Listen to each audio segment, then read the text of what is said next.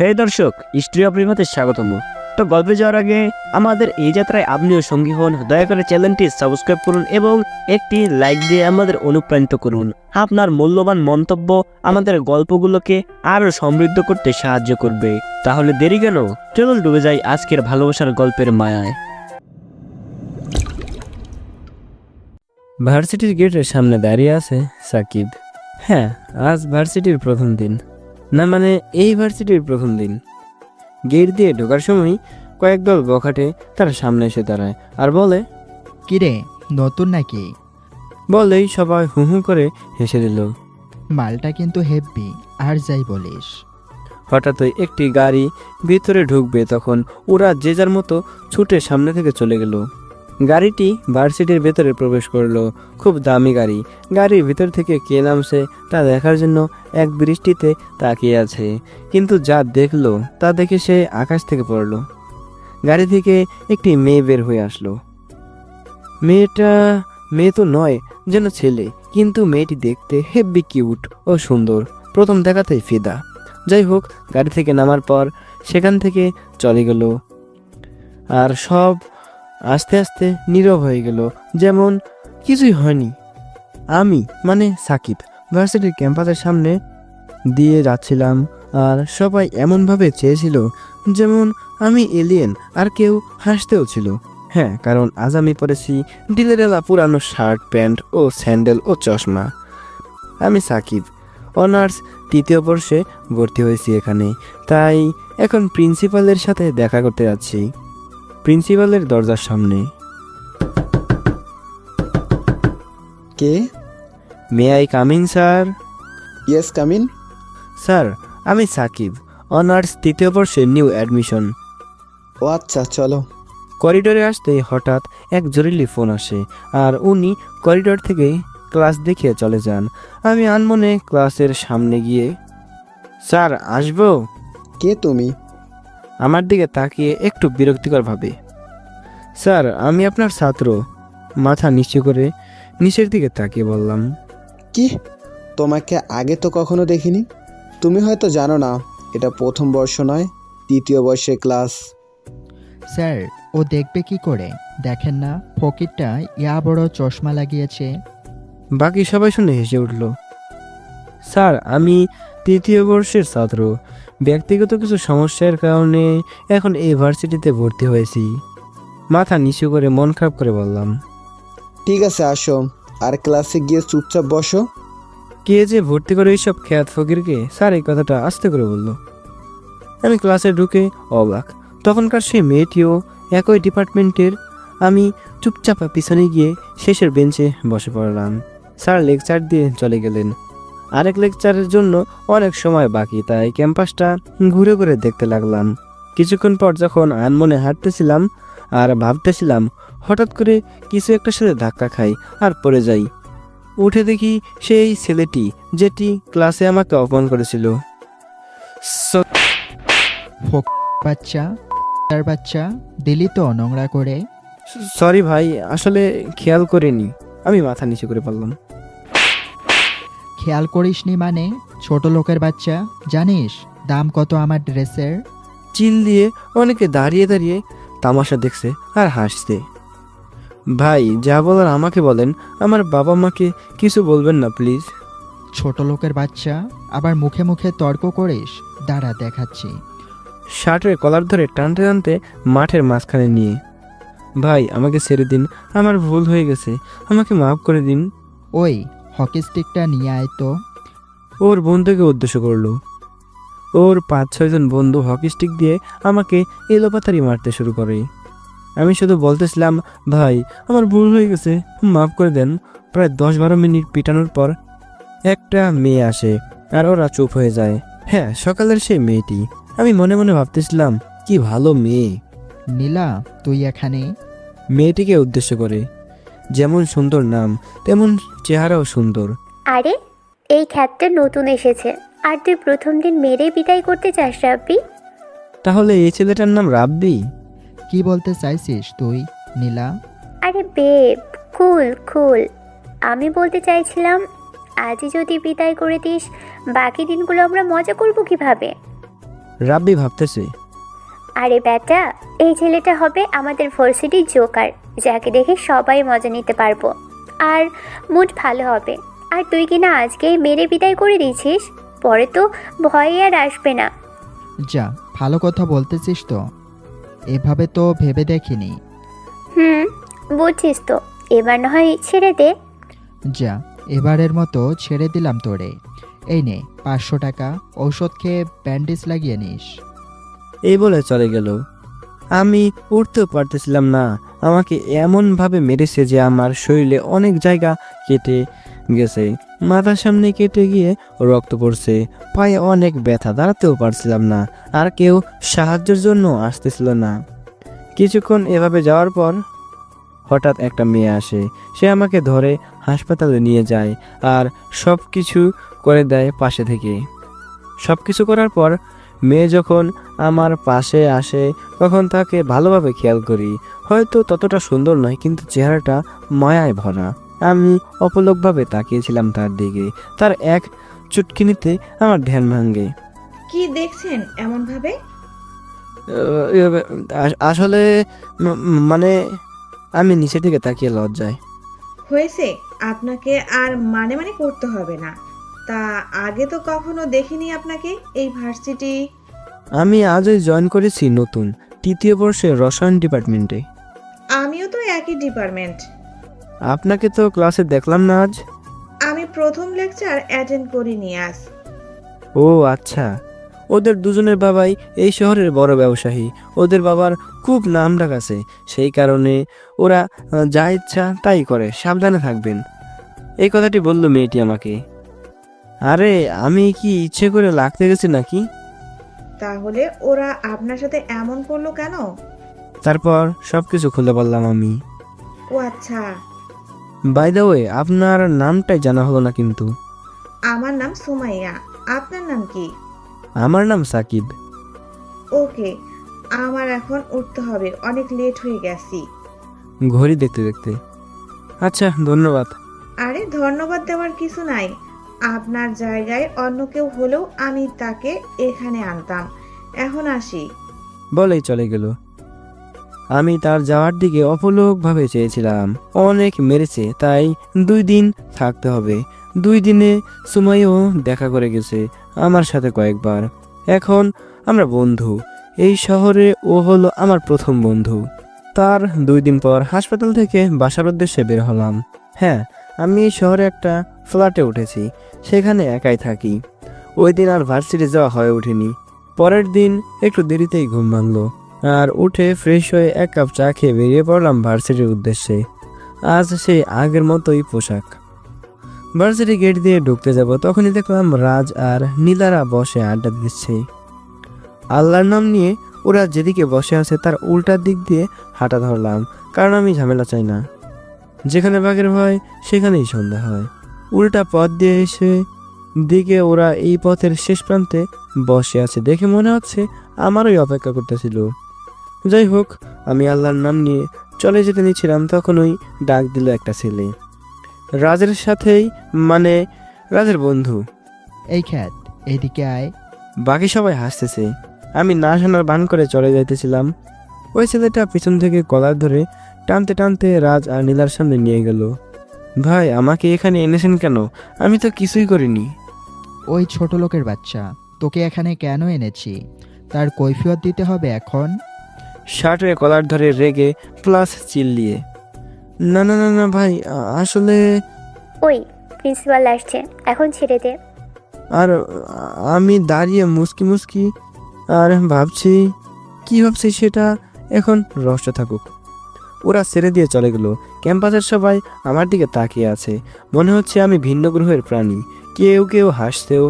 আমি পরোয়া না করে ক্লাসে চলে গেলাম। 2টা ক্লাস শেষ হতেই একটা ছেলে এসে হাত বাড়িয়ে দিয়ে বলল আমি আশরাফুল। ছেলেটি খুব বড় লোক, কাপড় দেখলে বোঝা যায়, ব্র্যান্ডেড সকল কাপড় চোপড়।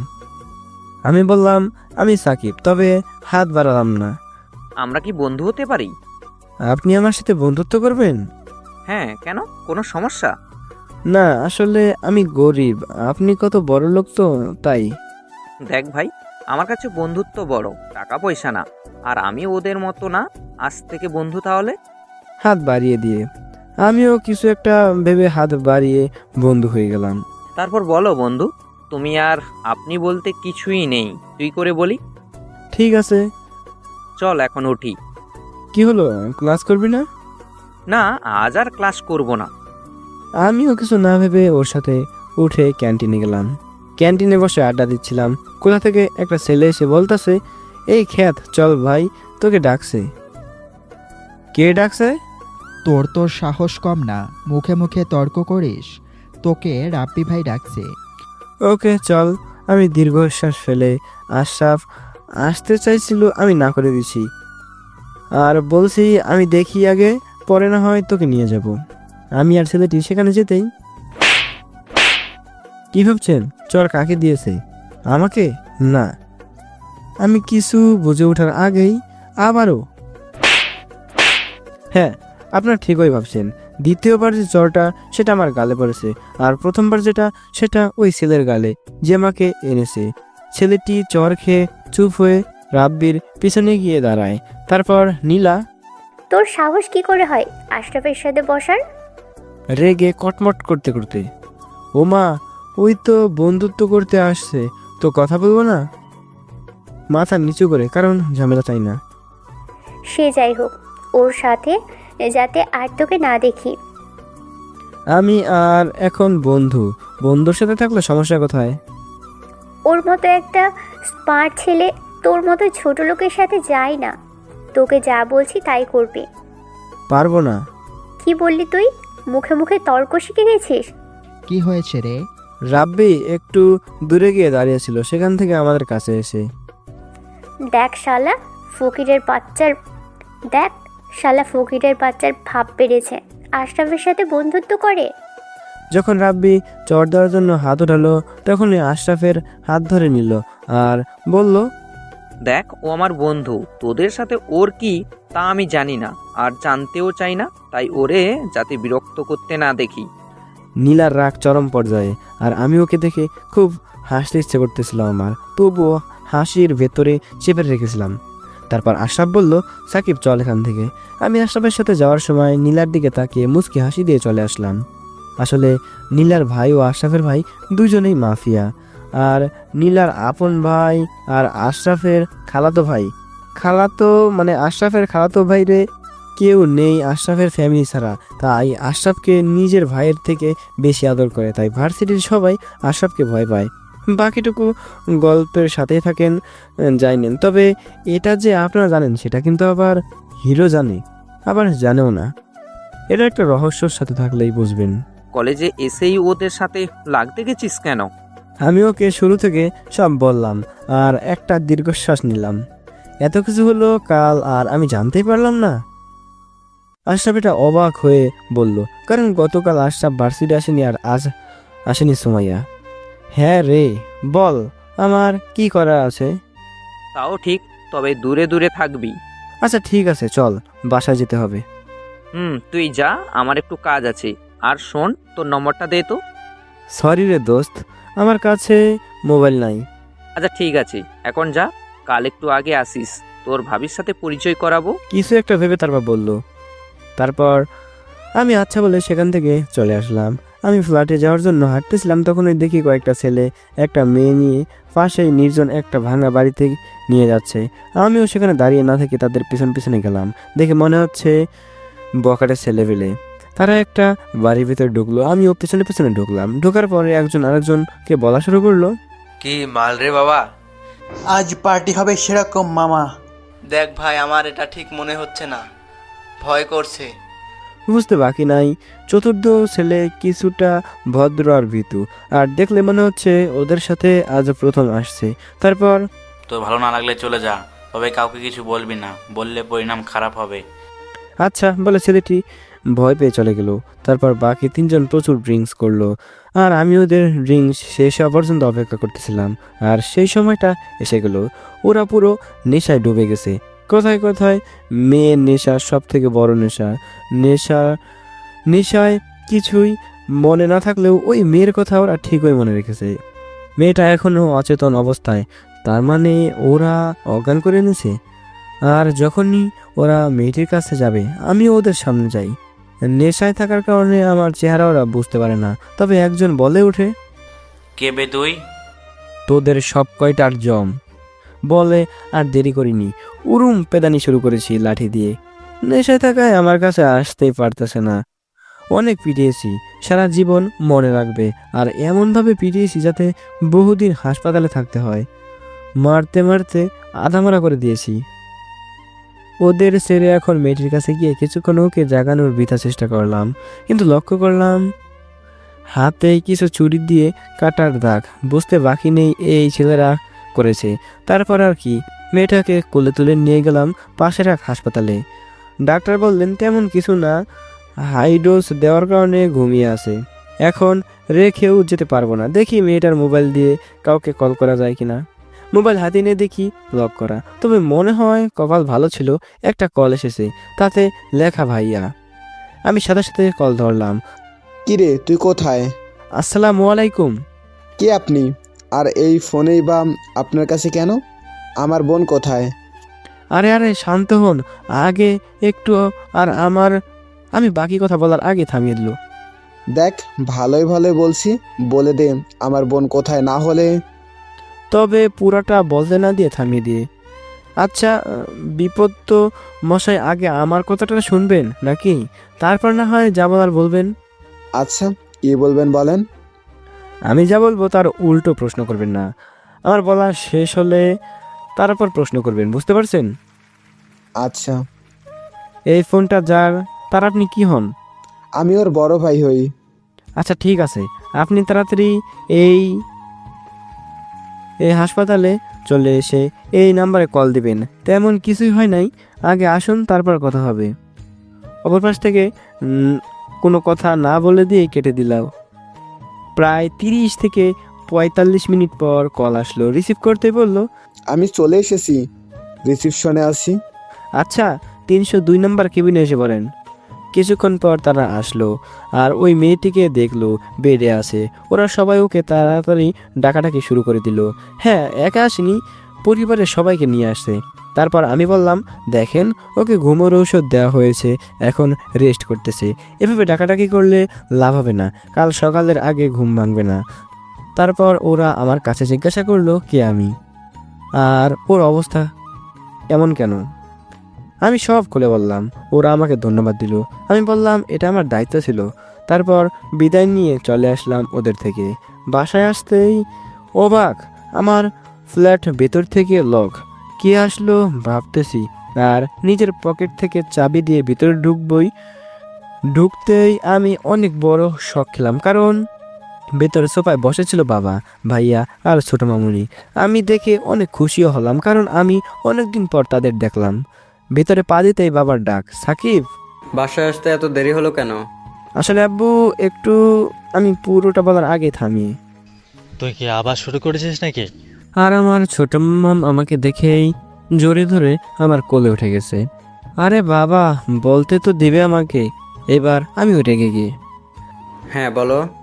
তারপর সব কিছু খুলে বললাম, আসার সময় যা যা হয়েছে।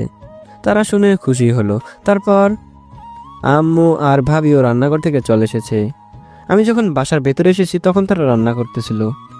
আচ্ছা আমাকে দেখে জড়িয়ে ধরে কান্না করতে করতে বলল, কেমন আছিস বাবা? আম্মু এই কথা বলল। এতদিন ছিলাম না, আজ একটু হয়েছিলাম ভালো, আর তুমি কান্না করে আবার মনটা খারাপ করে দিতেছো। তুমি কেমন আছো আম্মু? এতদিন ছিলাম না, আজ হয়ে গেছি আমার কলিজাকে দেখে। হ্যাঁ ওই তো আমার কলিজা, আর আমি তো কেউ না। হ্যাঁ রে, তোকে তো কুড়ে পেয়েছিল, তাই তোর প্রতি ভালোবাসা নাই। আমি পাইছি না তোকে, পাইছে ফাজিল কোথাকার। আমার কান টান দিয়ে ভালোবাসার খাতিরে একে অপরকে ছোট থেকেই তুই তুই করে বলে ডাকি। ও ও ও, লাগছে স্যার। আমি ব্যথায় কান ছোটানোর বৃথা চেষ্টা করতেছি। কি শুরু করলি? থামবি তোরা? দেবজি তো আমাকে ভুলেই গেছে। এই যে সবার সাথে কথা বলতে গিয়ে ভাবির সাথে কথাই বলি নাই। আরে কি যে বলো না আমার সুন্দরী ভাবি, সবাইকে ভোলা গেলেও তোমাকে বলা যাবে না। আরে তা তো দেখতেই পাইলাম। আরে বুঝো না কেন, সবার সাথে কথা শেষ করেছি যাতে তোমার সাথে অনেকক্ষণ কথা বলতে পারি। হয়েছে হয়েছে, এবার তোরা খেতে চল, অনেক রাত হয়েছে। সবাই বাধ্য হয়ে খাবার টেবিলে চলে গেল। এখন একটু পরিচয় করিয়ে দেই আব্বু আম্মু ভাইয়া ভাবির সাথে। আব্বুর নাম সুরুজ আহমেদ। আহমেদ গ্রুপ অফ ইন্ডাস্ট্রিজের বর্তমান মালিক। কোম্পানিটি দেশের 1 নম্বরে রয়েছে, যেটার দেখাশোনা ভাইয়া মোহাম্মদ রাকিব আহমেদ আর আব্বু দুজন করে থাকে। ভাবি জেসমিন আক্তার, আম্মু হোসনে আরা আর ছোট মাম্মামের নাম মাইশা। এই হলো ফ্যামিলি সম্পর্কে জানলেন এবং আরও অনেক কিছু জানবেন। নায়কের আরও একটি পরিচয় আছে, আস্তে আস্তে সামনে আসবে। তারপর রাতে সবার সাথে খেয়ে কথা বলে রুমে গিয়ে ঘুমিয়ে গেলাম। এখানে আসার পর থেকে প্রায় দিন ফজরের নামাজের পর আরও ঘুম আসেনি, একটু বাইরে হাঁটাহাঁটি করি আর আজও তাই করলাম। বাসায় আসলাম 7:30 দিকে। আমাকে দেখে আম্মু ভাবি ভূত দেখার মতো চমকে গেল। যে ছেলে 10টার আগে ওঠে না, সে 7:30 সে কিভাবে তাদের সামনে? দেখি বাবা, তোর জ্বর আসছে কিনা? আরে কি করছো? কি কিছুই হয় নাই। তা ভাইয়া, আজ এত সকালে কিভাবে? ভাবির ভাই নাই, তাই আমাকে ভাইয়ের মতো ভালোবাসে। এখানে আসার পর থেকে প্রতিদিন সকালে উঠি। যাই হোক, আমার ছেলেটা শুধরে গেছে। তারপর সবাই মিলে নাস্তা করে তাদের বিদায় দিয়ে সেই আগের মতো পোশাক পরে বেরিয়ে পড়লাম। কী ভাবছেন কাল পোশাক নিয়ে কথা হয় নাই কেন? তাহলে শুনুন, আমার বাসার চারপাশে আব্বুর লোক আছে, বাসার সব কিছু খবর সে পায়। আর আমার এরকম পোশাক পরা দেখলে বা শুনলে রাগ করবে, তাই বাসা থেকে বের হয়ে এক জায়গায় এসে চেঞ্জ করে নেই, আর বাসায় যাওয়ার আগে আবার চেঞ্জ করে। বাকি আরও কিছু আছে, সেটা আস্তে আস্তে জানবেন। তারপর হাঁটা ধরলাম ভার্সিটির উদ্দেশ্যে। ভার্সিটি যাইতে 20-25 মিনিট এর মতো সময় লাগবে হেঁটে হেঁটে যেতে। আরে ভাই, আপনারা কি ভাবতেছেন আমি কিপটামি করি তাই এত টাকা থাকতেও এত কম খরচ করে হেঁটে যাই? এর এক রহস্য অতীত আছে, যার কারণে এমনভাবে চলি। আস্তে আস্তে জানতে পারবেন। প্রায় 30 মিনিট পর ভার্সিটিতে পৌঁছে গেলাম। ভার্সিটির ভিতরে প্রবেশ করার পরই দেখলাম নীলা আমার দিকে আসছে, আর হাতে কাগজ। আর নীলা খুব রেগে আছে। আমি কিছু বুঝে ওঠার আগেই ওর ছেলে পেলে আমাকে টানতে টানতে মাঠের মাঝখানে নিয়ে গেল। কিছুক্ষণের মধ্যে সবাই এসে গেল, আর আশরাফ সুমাইয়া ওরাও ছিল, আর কিছু স্যাররাও ছিল। তখন ওই আশরাফ বলে, কি হচ্ছে এটা কি নীলা? কি হচ্ছে মানে? এই ছোট লোকের বাচ্চা আমাকে প্রেমপত্র দিছে, আর সাহস কি করে হয়?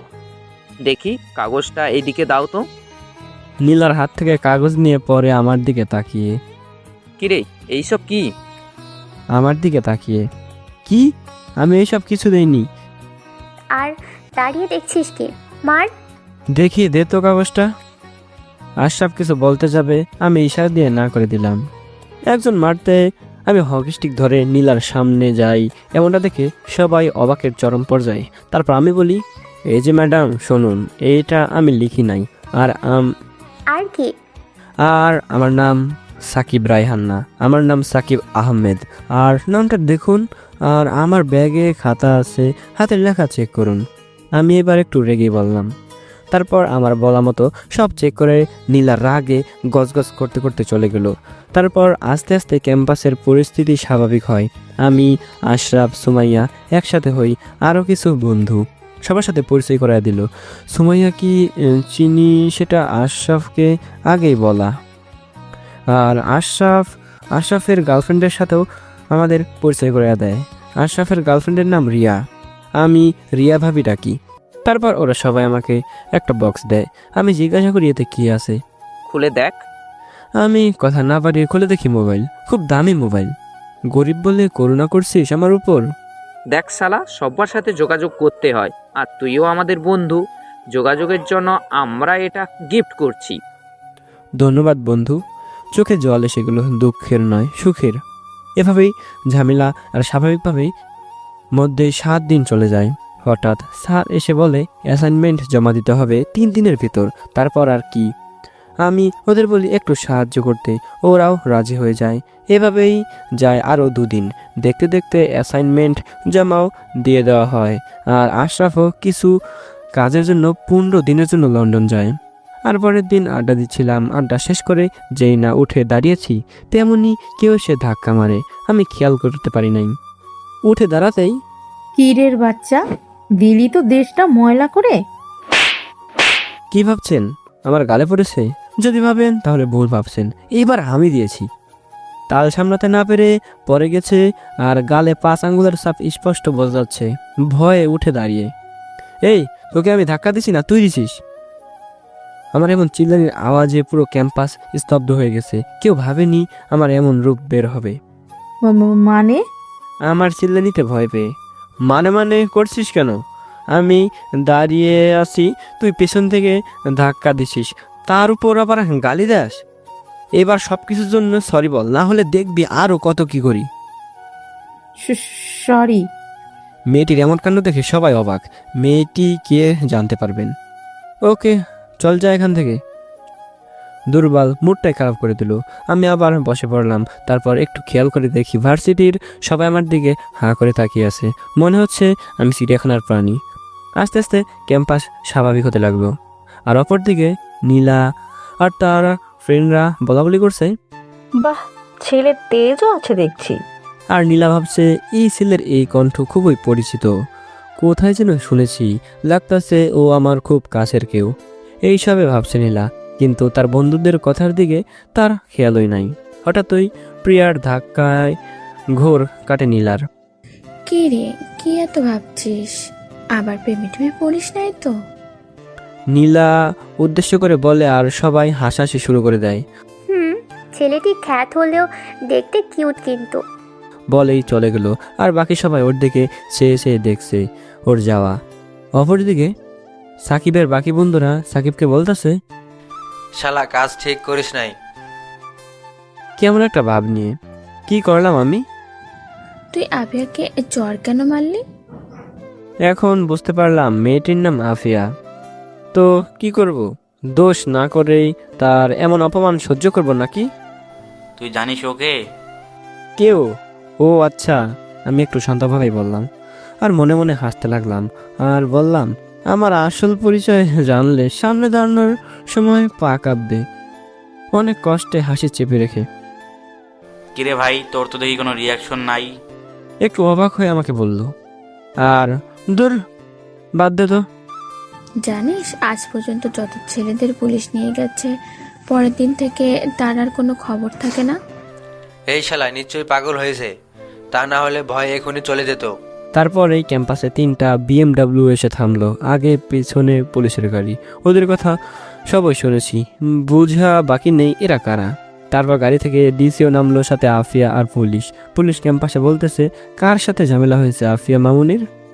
আর আমার বন্ধুরা আমাকে এখান থেকে পালিয়ে যেতে বলতেছিল, আর আমি তাদের কথা না শুনেই হঠাৎ ওপরে হাত তুলি। এটা দেখে রীতিমতো সবাই অবাক, কারণ কেউ চাইবে না নিচের পায়ে কোরাল মারতে। সবাই বলাবলি করতেছে খ্যাত শেষ। আর ওইদিকে এদের দেখে রাব্বিও পলায়ন করেছে। ও তাইলে তুই সে? আমাকে উদ্দেশ্য করে। আমি। মৃত্যু নিকটে তুই হাসতেছিস?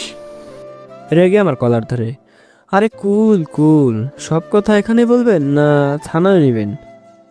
আর সবাই ভাবতেছে এত কিছু দেখে নিশ্চয় ছেলেটা পাগল হয়ে গেছে। হাতে হাত করা পরিয়ে দিল আমার, আর আমাকে পুলিশের গাড়ি দিকে নিয়ে যেতে নিচ্ছিল। আর আমি আফিয়ার সামনে এসে ওর দিকে চেয়ে একটু মুচকি হাসি দিয়ে চলে গেলাম। ব্যাপারগুলো ওদের মাথার উপর দিয়ে যেতে লাগলো। নীলা আর রাব্বির বাবা ব্যবসায়ী হলেও আফিয়ার বাবা পাওয়ারফুল বেশি। আর নীলার ভাই আর আশরাফের ভাইয়ের কিছু করার ক্ষমতা নেই। আর অপরদিকে নীলার কাছে নীলার এক বান্ধবী ফোন দিয়ে বলে, জানিস নীলা, ওই খ্যাতটাকে আফিয়া পুলিশ দিয়ে উঠিয়ে নিয়েছে। কি বলছিস? এই ব্যাপারটা আগেই চিন্তা করেছিল। কাল থেকে চট দেখতে পাবো না রে। প্রেমে পড়ে নাকি? আরে কি যে বলিস, ওই খ্যাত চলে গেলে মজা করব কিভাবে? কথাগুলো লুকিয়ে। অপরদিকে হঠাৎ থানার বাইরে সেই রকম আওয়াজ হচ্ছে। থানার ভেতরে কেউ কিছু বুঝতে পারছে না। হঠাৎ এক কনস্টেবল দৌড়ে এসে বলল, স্যার। স্যার? কি হয়েছে? তুতলাচ্ছ কেন? আসলে স্যার। কি আসলে? আর বাইরে এত কিসের আওয়াজ? স্যার আসলে বাইরে আকাশে 6-7টা হেলিকপ্টার উঠতেছে, আর বাইরে 20-25টা খুব দামি দামি গাড়ি আসছে সবার হাতে। কি? এবার অফিসারও ভয় পেয়ে গেল, আর আফিয়ার বাবা আর ভাই কিছুই বুঝতে পারছে না। আফিয়াকে আগে বাড়ি পাঠিয়ে দিয়েছে। প্রিলোডেড আর্মস আছে।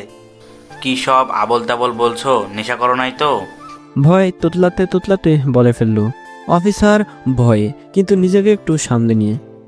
আমি ভেতর থেকে শুনেছিলাম আর হাসতেছিলাম। এরা কারা আর কিভাবে বা জানলো? তাহলে শুনুন। জি স্যার, সত্যি বলছি। ফ্ল্যাশব্যাক।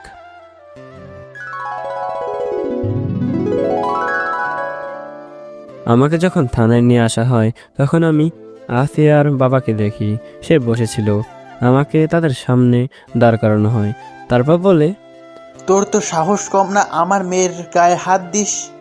আপনার মেয়ে কি করেছে তা কি জানেন? তুই তো খুব বেয়াদব। রেগে আমাকে বলল, আপনার মেয়ে বলে দোষ কার তা জানার প্রয়োজন বোধ করবেন না নাকি? তোর দোষ কি তুই জানিস না? তুই আমার মেয়েকে প্রেমের প্রস্তাব দিচ্ছিস আর রাজি না হওয়ায় জোর করছিস ওর সাথে। কি?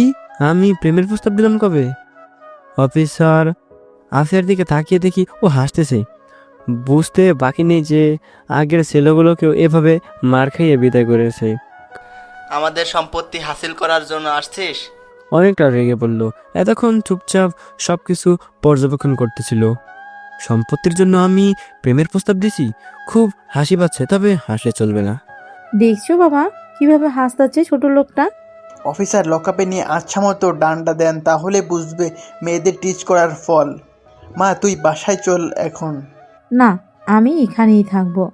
জিদ করিস না, কাল আসছি, তাহলে বুঝবি ওর কি অবস্থা করি আমরা। আফিয়ার মাথায় হাত বুলিয়ে দিয়ে কিছু একটা ভেবে আফিয়া বলল আচ্ছা, তারপর চলে গেল। তারপর আফিয়া যাওয়ার পর কি হলো অফিসার, ইচ্ছে মতো দিন লকআপে নিয়ে? আমি একটু মুচকি হাসি দিয়ে বললাম, আমি একটা কল করতে চাই। এমন কথা শুনে সবাই অবাক, আর আফিয়ার বাবা আর ভাই হাসতেছে। কাকে কল করবি, কে তোকে বাঁচাবে বলে হু হু করে হাসতেছে, সাথে আফিয়ারাও। যাকেই করি না কেন একটা কল করার পারমিশন দিতে পারছেন না? আচ্ছা, তোর মরার সময় এত হাসি পায় কিভাবে? আচ্ছা এই নে। সময় হলেই বুঝতে পারবেন আমি কি কল করতে পারি। আচ্ছা, ওইদিকে গিয়ে কল করে আসছি। আচ্ছা যা। 2 মিনিট পর আসলাম কথা বলে। তা কি বললি? তেমন কিছুই না। কিছু বলতে যাবে আমি থামিয়ে দিয়ে অফিসারকে বললাম, চলুন লগাবে। সবাই অবাক আমার এরকম কাণ্ড দেখে, কারণ কে চাইবে নিজের ইচ্ছায় মার খেতে। আমাকে তারা মারা শুরু করে। তার 30 মিনিট পর থানার বাইরে কি হলো সেটা তো জানলেনই। ফ্ল্যাশব্যাক।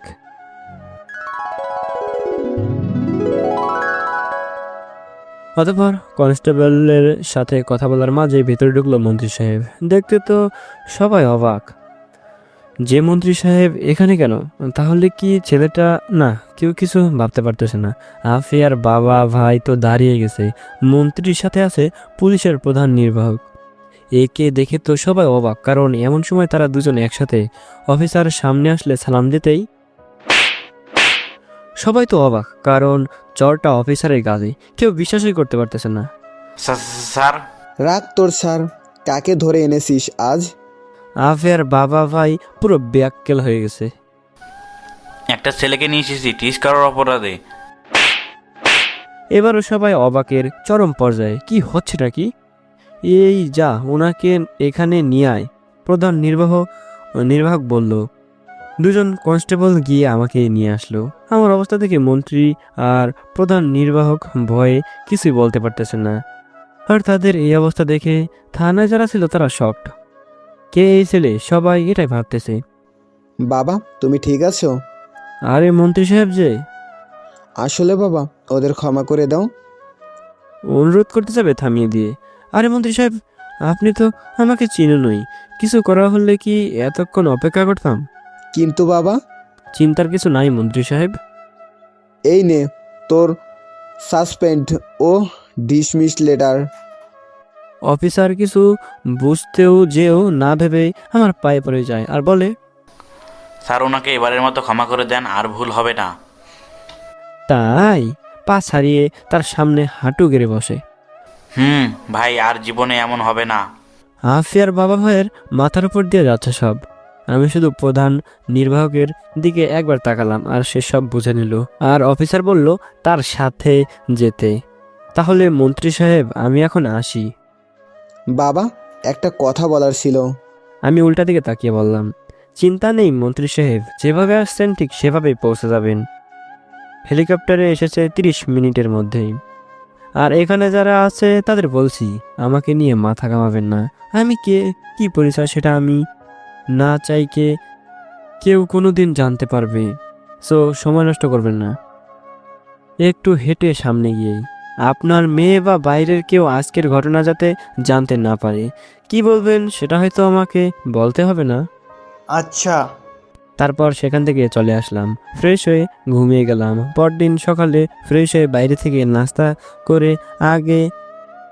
আগের গেটাবে গেলাম সেই ভার্সিটিতে। ভার্সিটির ভেতরে প্রবেশ করতেই মাত্রই দেখলাম সবাই আমার দিকে চেয়ে আছে, মনে হচ্ছে আমি এলিয়েন। তারপর আস্তে আস্তে যেখানে আড্ডা দিতাম সেখানে চলে গেলাম বন্ধুদের কাছে। আমাকে দেখে ভূত বলে দৌড় দিল রাজু, আর আমাকে দেখে যেই না নিয়াজ দৌড় দিবে আমি ওর হাত ধরে ফেললাম। আর ভাই আমি তো কিছু করি নাই, আমাকে কিছু করবেন না। আমি কি করব? আপনি ভূত আমি জানি। শালা, স্বপ্ন না ভূত না, এটা আমি। সুমাইয়া, মায়া ওরা দূর থেকে দেখতেছিল। ওরে মারার পর কাছে আসে। আরে শালা তাই বলে তো জোরে মারবি? তো কি করব, জলজন্ত মানুষকে ভূত বানিয়ে দিছিস। আর ওইদিকে রাজু কোথায় যে গেছে তার আর খবর নাই। আমি এখানে থাকা কি অস্বাভাবিক কিছু? আরে ও সেটা বলে নাই।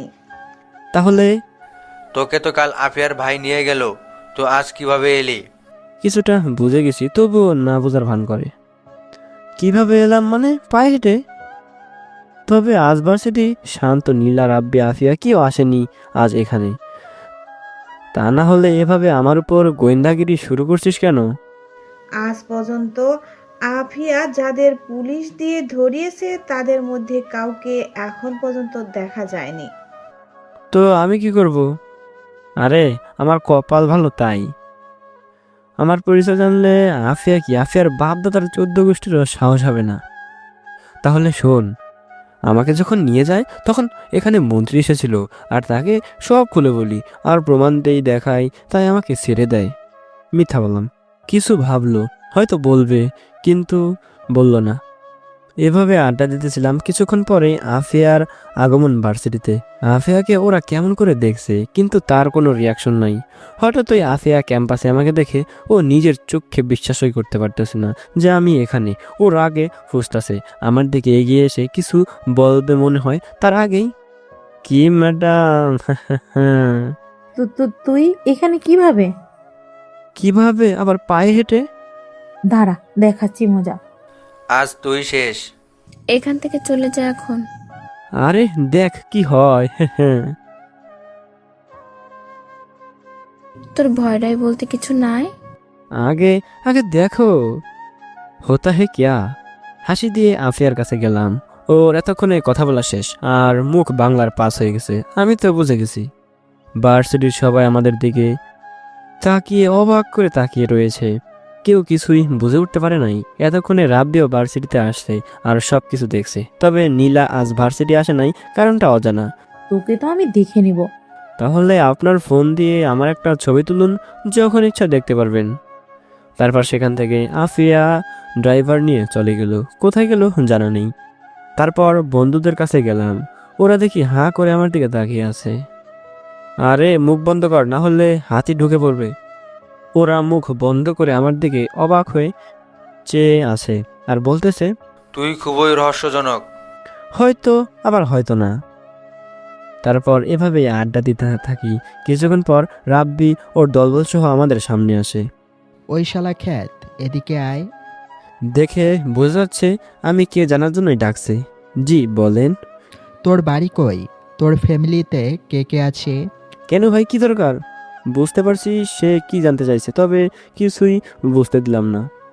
ওই তোর সাহস কম না, তর্ক করিস? বলবি কে না বল? না বলবো না। ওই তোরা শালারে। হঠাৎ কল আসে আর থেমে যায়। ওই পাশ থেকে কি বলল শোনা যায় নাই, রাব্বি শুধু বলছে আচ্ছা। ওই তোরা চল এখন। ওর চেলাফেলাদেরকে বলল, ভাই এটাকে কি করব? ওদের মধ্যে একজন এই কথাটা বললো আমাকে উদ্দেশ্য করে। এই শালাকে পরে দেখে নিব। বলে চলে গেল সাথে বাকি সব চেলাফেলাদের নিয়ে। এভাবে আড্ডা দিয়ে সেখান থেকে বাসায় এসে খেয়ে ঘুমিয়ে পড়ি। এভাবেই কাটে 2 দিন। আর এই 2 দিন ভার্সিটিতে নীলা, রাব্বি, আফিয়া কাউকে দেখা যায়নি, তাই ভার্সিটি একদম শান্ত। আজ ভার্সিটি থেকে একটু আগে এসে পড়ি, বিকালে রেস্ট করে ঘুমিয়েছিলাম, রাতে একটু বের হই একটা দরকারে। রাত তখন 11টা। নির্জন একটা রাস্তা দিয়ে আসতেছিলাম, হঠাৎই কোনো মেয়ের চিৎকার শুনতে পেলাম, মনে হচ্ছে খুব বিপদে। আমি আওয়াজ ফলো করে সামনে এগিয়ে যেতেছিলাম। এগিয়ে যখন সামনে যাই দেখি কয়েকটা ছেলে একটা মেয়েকে উঠিয়ে নেওয়ার চেষ্টা করছে, আর মেয়েটা বাঁচার জন্য ছটফট করতেছে। আমি কাছে যাইতেছি আর দেখলাম মেয়েটিকে একটা বস্তায় ভরে ফেললো। আমাকে দেখে ওরা বলল, কে রে, এখানে কি চাই? আমাকে উদ্দেশ্য করে, মেয়েটিকে ছেড়ে দিন। হা হা হা, তুই বললেই ছেড়ে দেবো নাকি? ভালো হবে না কিন্তু বলে দিলাম। এই শালার দেখি তেজ অনেক। চল শালারে এখানেই মেরে পুঁতে দেই। তারপর ওরা আমার দিকে এগিয়ে আসতেছিল, আর আমি মুচকে হাসি দিয়ে এক একটাকে এমনভাবে মারলাম যে ওরা কল্পনা করতে পারেনি। মারার পরে বলছিলাম না খারাপ হবে তোদের জন্য। ভাই মাফ করে দিন। ভাই আমাকে টাকা দেওয়া হয়েছে ওকে নেওয়ার জন্য। আমি একটু অবাক হয়ে গেলাম। আমি এখনো মেয়েটিকে দেখি নাই, তবে ওদের বললাম, কে? বুকের উপর পাড়া দিয়ে। ছেলেটির নাম রাব্বি, আমাদের 1 লাখ টাকা দিয়েছে। ঠিক আছে যা তোরা, এখন পরবর্তী সময় পেলে মায়ের দিয়া ভর্তা বানাই দেবো। তারপর ওরা চলে গেল। তারপর আমি আস্তে আস্তে বস্তার দিকে গেলাম, বস্তাটি খুললাম আর মেয়েটির মুখের দড়িও খুললাম আর হাত পা সব খুলে দিলাম। মেয়েটির সাথে সাথে আমাকে জড়িয়ে ধরলো। মেয়েটি যখন জড়িয়ে ধরলো তখন খুব চেনা চেনা লাগতেছিল, তবে অন্ধকারে কারণে মুখটি দেখতে পেলাম না। হঠাৎই মেঘের গর্জন আর বিদ্যুৎ চমকে উঠল। বিদ্যুৎ চমকানোর আলোতে মেয়েটির চেহারা খানিক ফুলে উঠল। আমি প্রথম ভাবলাম ভুল দেখছি, দ্বিতীয়বার যখন দেখলাম তখন অনেক বড় শক খেলাম। আপনি? হ্যাঁ হ্যাঁ আমি। মেয়েটি কান্না করতে করতে এই কথাটি বলল এবং আমাকে জড়িয়ে ধরল। কি ভাবছেন মেয়েটি কে? আসুন জেনে নেই। মেয়েটি আর কেউ না, মেয়েটি হলো নীলা। হ্যাঁ নীলা। আপনি এখানে এই অবস্থায় কেন? অনেক লম্বা কাহিনী, এখন তোমাকে বলে বোঝাতে পারবো না। তুমি শুনে অনেকটা অবাক হলাম, কিন্তু একটু কিছু বলতে যাব থামিয়ে দিয়ে। চল এখন হাসপাতালে ভর্তি বাবা, এই হাসপাতালে নিয়ে চলো আমা। বলতে বলতেই সেন্সলেস হয়ে গেল। আমি কিছুই বুঝতেছিলাম না, অনেকগুলো প্রশ্ন মাথায় ঘুরতেছে কিন্তু কোনো উত্তর নাই। তবে এখন প্রশ্ন আর উত্তর নিয়ে চলবে না, হাসপাতালে যেতে হবে। হাসপাতাল বেশি দূরে না। আমি নীলাকে কোলে তুলে নিয়ে হাসপাতালের উদ্দেশ্যে গেলাম। হাসপাতাল ছিল 10 মিনিটের পথ, আর যেহেতু ওই কোলেই ছিল তাই 15 মিনিট লাগছে। আর হাসপাতালে পৌঁছাতেই নীলার মা আমাদের দিকে আসে আর মেয়েকে দেখেই কেঁদে দেয়। আমি তাড়াতাড়ি বেড়ে দেওয়ার ব্যবস্থা করি। ডাক্তার বলল 3 দিন নাকি কিছু না খাওয়ার কারণে এই অবস্থা, তবে এখন স্যালাইন আর ঘুমের ওষুধ দিছে, তাই কাল সকালের আগে ঘুম ভাঙবে না। তারপর আমার মনে হলো নীলার বাবা নাকি এই হাসপাতালে, তাও আবার সরকারি হাসপাতাল। ব্যাপারটা মাথায় আসতেছে না। আমি কেবিন থেকে বেরিয়ে যে নীলার মা আর ডাক্তারের কথোপকথন। প্লিজ আমার স্বামীকে বাঁচান। দেখেন কালকের মধ্যে অপারেশন করতে হবে আর 10 লাখ টাকা জমা করতে হবে, না হলে কিছু করার নেই আমাদের। প্লিজ ডাক্তার, আমার কাছে এখন এত টাকা নেই। দেখেন টাকা জমা না দিলে কিছুই করতে পারবো না। আমি তো অবাক, এত বড় ব্যবসায়ী তার কাছে 10 লাখ টাকা নেই, কিছুই মাথায় ঢুকছে না। ডাক্তার সাহেব অপারেশনের ব্যবস্থা করুন, সকালে টাকা জমা দেওয়া হয়ে যাবে। আমি ডাক্তারকে থামিয়ে বললাম। ডাক্তার আমার দিকে একবার আবার নীলার মায়ের দিকে সে আচ্ছা বলে চলে গেল। তারপর, বাবা খুব বড় উপকার করলা। ছেলেকে এভাবে বলছেন কেন? ওনাকে দেখে কাকে যেন মনে পড়তেছে, আবার পড়তেছে না। না আসলে বাবা। চলেন আমার সাথে। আমি আন্টিকে নিয়ে হাঁটতে শুরু করলাম। বাবা কোথায় যাচ্ছিস এত রাতে? আরে আগে চলুন, গেলেই দেখতে পাবেন। হাসপাতালের পাশে একটা রেস্টুরেন্ট ছিল খোলা, সেটাতে গেলাম। আন্টিও পেছন পেছন আসলো। আমি বললাম, বসেন। বাবা খিদে নাই। তা তো মায়ের মুখে দেখতে পাচ্ছি। আমি আর কিছু না বলে খাবার অর্ডার করলাম। আন্টি ছলছল চোখে আমার দিকে তাকিয়ে আছে, কিছু বলতেও পারছে না। তারপর একসাথে খাওয়া দাওয়া করে আঙ্কেলের জন্য হালকা কিছু নিয়ে হাসপাতাল চলে এলাম। ওইদিকে নীলার কাছে একটা নার্স রেখে গেছি, যাতে আমি আসার আগ পর্যন্ত না ঘুমায় আর পাহারা দেয়, কেউ আসতে নিলেই যাতে জানায়। তারপর খাবার নিয়ে আঙ্কেলের কেবিনে ঢুকে তো আমি 1000 ভোল্টের শক খেলাম, কারণ উনি আর কেউ না, উনি হলেন আমার বাবার ছোটবেলার বন্ধু বলতে পারেন, বেস্ট ফ্রেন্ড আফজাল চৌধুরী। একটা অ্যাক্সিডেন্টের পরে ওনাদের সাথে যোগাযোগ বন্ধ হয়ে যায়। তার মানে নীলা আর কেউ না, আমার নীলু। ভাবতেই খুব খুশি লাগছে। আর আন্টিকে দেখলে কেন পরিচিত মনে হয় এখন বুঝলাম। আন্টিকে মাত্র 3 বার দেখছি, আর আঙ্কেল প্রায় আসতো বাসায়, তাই আঙ্কেলের চেহারা মনে আছে। প্রায় 15 বছর পর দেখলাম আঙ্কেলকে। আসসালামু আলাইকুম। ওয়ালাইকুম আসসালাম। তা বাবা, তোমাকে তো চিনলাম না, এই কথাটা বললো। ও হচ্ছে নীলার বন্ধু, আর তোমার অপারেশনের টাকাও ও দিবে। চোখের জল আঁচল দিয়ে মুছে। তা বাবা, তোমার নাম কি? জি সাকিব। চোখ দিয়ে জল বের হচ্ছে, তবে খুশির জন্য। তা বাবা, তুমি কাঁদছো কেন? আমাকে ভুলে গেছেন? আসলে বাবা, আমার মনে আসছে না। আন্টি নির্বাক দর্শকের মতো দেখছে, আর আঙ্কেলের মতোই কিছুই বুঝতেছে না। 15 বছর আগের কথা মনে আছে? মনে আছে আপনার সেই বন্ধু সূর্যের কথা, আপনার কলিজা? তো তুমি চিনো কেমনে? কে তুমি? আন্টি অবাক হয়ে গেছে, কারণ তারা ছাড়া এই কথা এই এলাকার কেউই জানে না। কিভাবে চিনবেন? সেই ছোট্ট মাহি তো বড় হয়ে গেছে। আমি কান্না করতে করতে বললাম, ছোটবেলায় সবাই আদর করে মাহি বলে ডাকতো, আর নীলাকে সবাই নীলু বলে। সেই অ্যাক্সিডেন্টের পরে সব উলটপালট হয়ে যায়। এবার আঙ্কেলও কান্না করে জড়িয়ে ধরলো। আন্টিও এইবার দাঁড়িয়ে থাকতে পারলো না। এটা যে দুঃখের কান্না নয়, এটা যে সুখের কান্না। তারপর সবাই একটু স্বাভাবিক হলাম। তারাও আমাদের খুঁজছে, আমরাও খুঁজছি। যখন এমন হয় তখন আমাদের পরিবার ছিল মধ্যবিত্ত, আর আব্বু আর আঙ্কেল মিলেই আমাদের ব্যবসা শুরু করেছিল, যেটার নাম পাল্টে এখন আব্বু আর ভাইয়া সামলায়। তারপর আমাদের মাঝে অনেক কথা হয়, আর এত বছরের খুশি আর ধরে রাখার মতো নয়। তারপর, আচ্ছা আঙ্কেল, এইসব কি? আপনি এখানকার ব্যবসায়ী, নামি দামি, আর আপনার এই অবস্থা কেন? আমার জানা মতে তো নীলুর কোনো ভাই নাই। তাহলে ছোটবেলা থেকে আমি যে নীলুকে ভালোবাসি, সেই নীলুই হচ্ছে নীলা। অনেক লম্বা কাহিনী বাবা। তবু আঙ্কেল, আমি জানতে চাই, রাব্বির কি সম্পর্ক এর সাথে? রাব্বি? জি আঙ্কেল, বলেন। কেন রাব্বি নীলুকে তুলে নিতে চাইছিল? কি? হ্যাঁ, ওকে যখন কিডন্যাপ করার চেষ্টা করে আল্লাহর রহমতে, তখনই আমি যাই সেখানে, আর তার ফলে আজ আপনাদের সাথে দেখা। একেবারে কথাগুলো বলে ফেললাম। আন্টি আঙ্কেল তারা একে অপরের দিকে তাকালো। তারপর, তাহলে শোনো বাবা। ফ্ল্যাশব্যাক।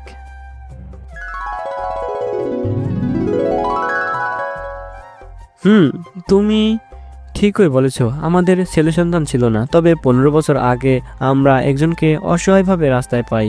আমরা তাকে আমাদের সাথে নিয়ে নেই, আর আমাদের পরিবারের একজন করে তুলি। তার নাম দেই রিফাত চৌধুরী। তারপর ওদের এখানে একটা স্কুলে ভর্তি করে দেই। কিন্তু রিফাত পড়ালেখা বাদেও নেতামি করতে পছন্দ করত। আমরা প্রথমে ভাবি তেমন কিছু না, আর দেখে দেখতে 15 বছর চলে যায়, আর আজ রিফাত একজন নামকরা মাফিয়া হয়ে উঠেছে। এই কথাগুলো বলল আঙ্কেল। আরও বলল, আমাদের সব কিছুই ঠিক ছিল।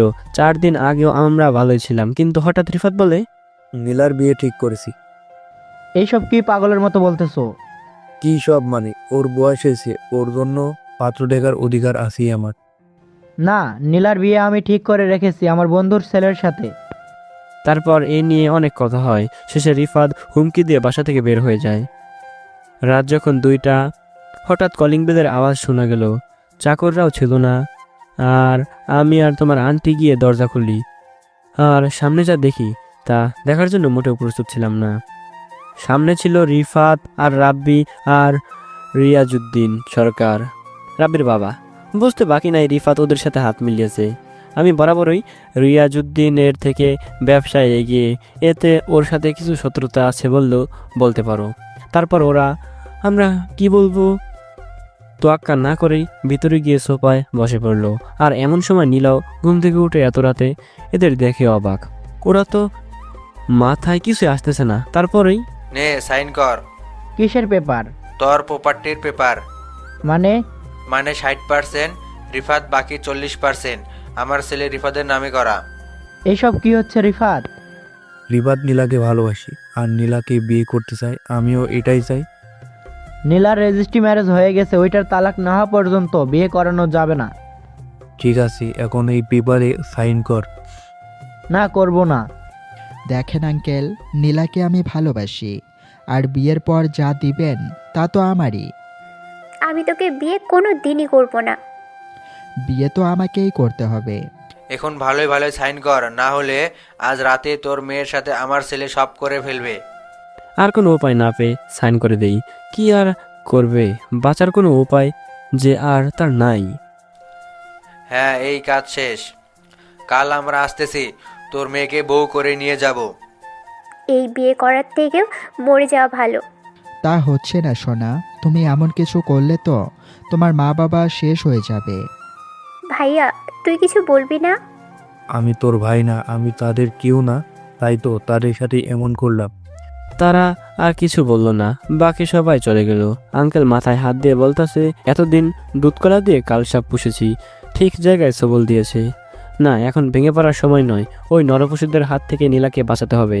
তাই ওই দিন রাতে বাড়ির বেসমেন্ট দিয়ে পালিয়ে এসে পড়েছি। আর হঠাৎ ওই হার্ট অ্যাটাক হয়, আর এখানে 3 দিন। আর আজকে থেকে তো সবই জানোই। ফ্ল্যাশব্যাক শেষ বর্তমানে। আঙ্কেল সব আগের মতো করে দিব, চিন্তা করবেন না। আর নীলার ব্যাপারে নিশ্চিত থাকুন, আমি আছি এখন। হ্যাঁ বাবা, তোমাকে দেখেই ভরসা পেলাম। তবে এখন রেস্ট নিন, কাল আবার অপারেশন।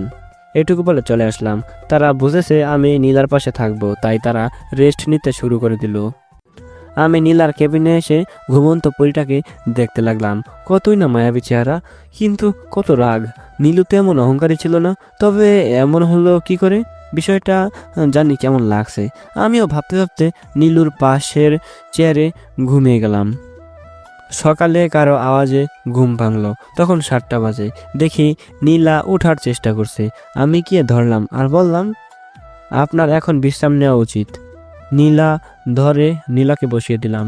কিছু না খাওয়ার ফলে অনেক দুর্বল শরীর। না, আমি ঠিক আছি। বাবার অপারেশনের টাকা আনতে হবে। টাকার ব্যবস্থা হয়ে গেছে, অপারেশন 11টায়। এখন আপনি রেস্ট নিন তো। টাকা কোথায় পেলে? ওইটা জেনে আপনি কি করবেন? না, মানে? আপনি বসেন, আমি খাবার নিয়ে আসতেছি বলেই চলে এলাম হাসপাতালের বাইরে এসে নীলা আর আন্টি দুজনের জন্য সকালের খাবার নিয়ে গেলাম।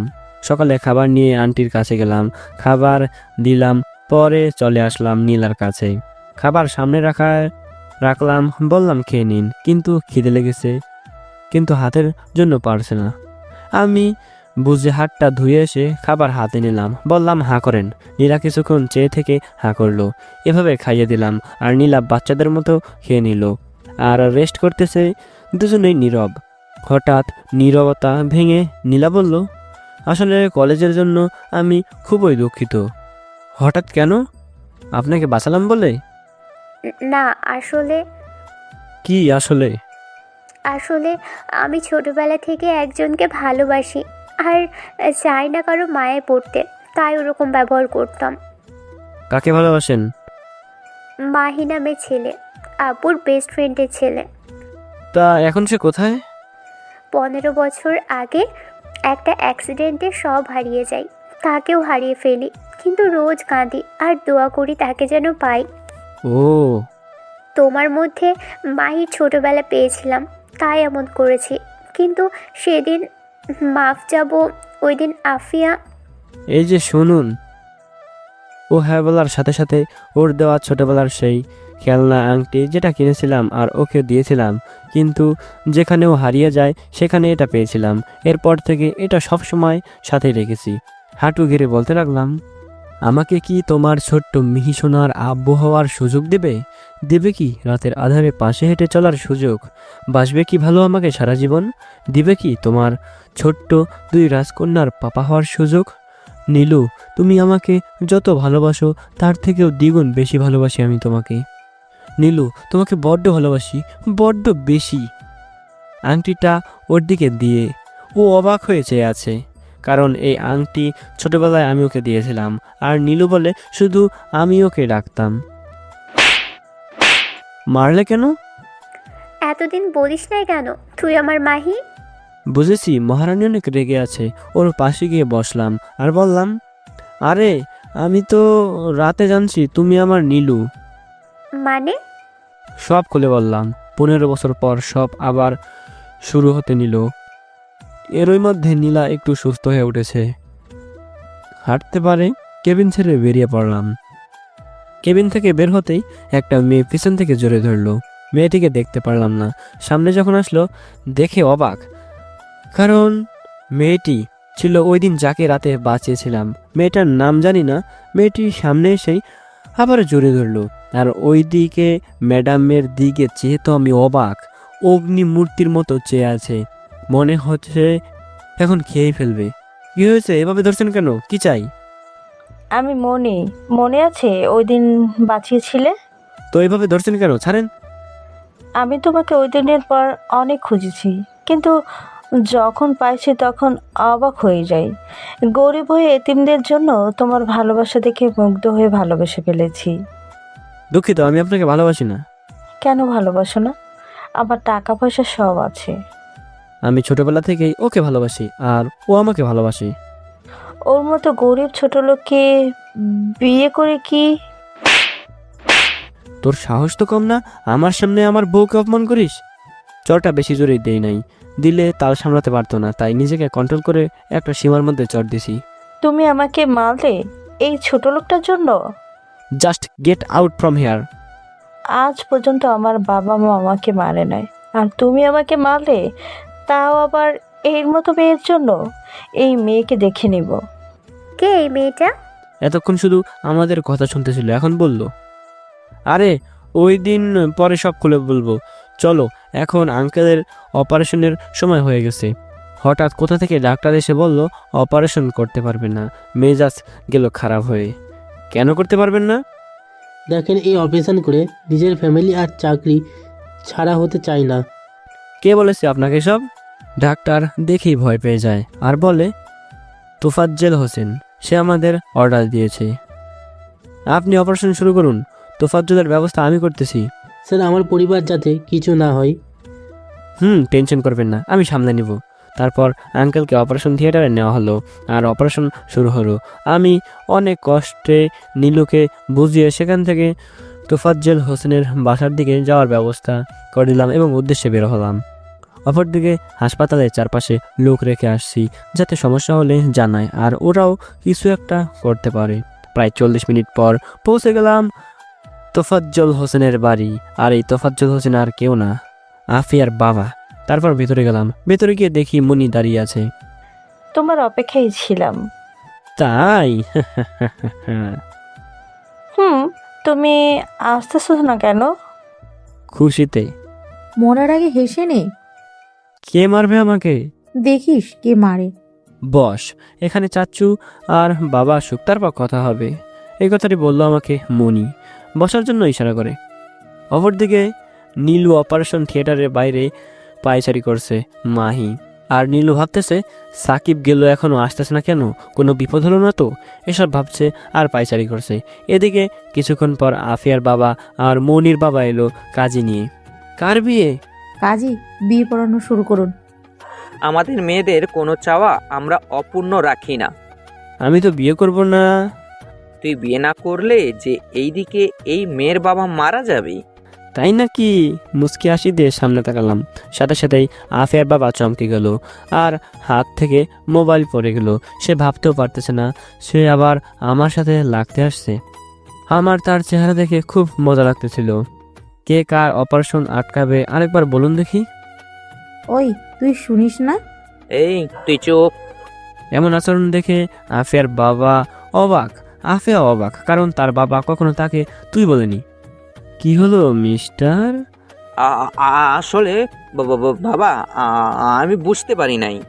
ভয়ে মাথা নিচু করে তুতলাতে অপারেশন করলে ডাক্তারের পরিবারের ক্ষতি করবেন? তার সামনে পায়ের উপরে পা তুলে বসে বললাম। এতক্ষণে আফিয়া ও মনির মা চলে এসেছে। এমন অবস্থা দেখে তারা অবাক, কারণ এমপিরা যেখানে তোফাজ্জল হোসেনকে ভয় পায়, সেখানে আমি গরিব খ্যাত হয়ে এমনভাবে বসে কথা বলতেছি, এটা তাদের মাথার উপর দিয়ে যাচ্ছে। এইবারের মতো ক্ষমা করে দাও বাবা, আর ভুল হবে না। পাওয়ার আছে বলে যা ইচ্ছা তাই করবেন? এইবার রাগ কন্ট্রোল করে না পেরে চিল্লিয়ে বললাম, বাবা, আর হবে না এমন। আপনাকে দ্বিতীয়বারের মতো মাফ করলাম, আর তৃতীয়বার আর কোনো সুযোগ পাবেন না মিস্টার। সে তার লোকগুলোকে ফোন দিল। অপরদিকে টানা 1 ঘন্টা পর অপারেশন করে ডাক্তার বের হলো। ডাক্তারের চেহারা জানি কেমন একটা দেখে নীলা আর ওর মা এর কেমন জানি লাগ পিছনে পড়লো। ডক্টর, আমার বাবা? অপারেশন সফল হয়েছে, চিন্তার কারণ নেই, রোগী সম্পূর্ণ বিপদমুক্ত। আলহামদুলিল্লাহ। দুজনে ডাক্তারকে ধন্যবাদ জানায় আর জিজ্ঞাসা করে এখন কি দেখা করতে পারবে কিনা। এখন না, আধা ঘন্টা পরে রোগীকে কেবিনে দেওয়া হবে, তখন দেখা করতে পারবেন। আচ্ছা। অপরদিকে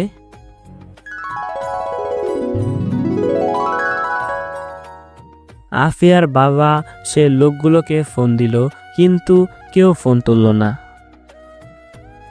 তো বন্ধুরা, আপনাদের কাছে কেমন লাগলো আমাদের আজকের এই গল্পটি? আই হোপ আপনাদের কাছে ভালো লেগেছে। তো যদি ভালো লেগে থাকে তাহলে অবশ্যই নিচে কমেন্ট করে জানিয়ে দেবেন এটার দ্বিতীয় পর্ব আপনারা চান কি চান না। আপনারা যদি চান তাহলে আমি অবশ্যই এটার দ্বিতীয় পর্ব নিয়ে আপনাদের সাথে খুব শীঘ্রই দেখা করতেছি। ততক্ষণ সবাই ভালো থাকবেন, সুস্থ থাকবেন এবং চ্যানেলটিকে সাবস্ক্রাইব করে পাশে থাকবেন। আল্লাহ হাফেজ।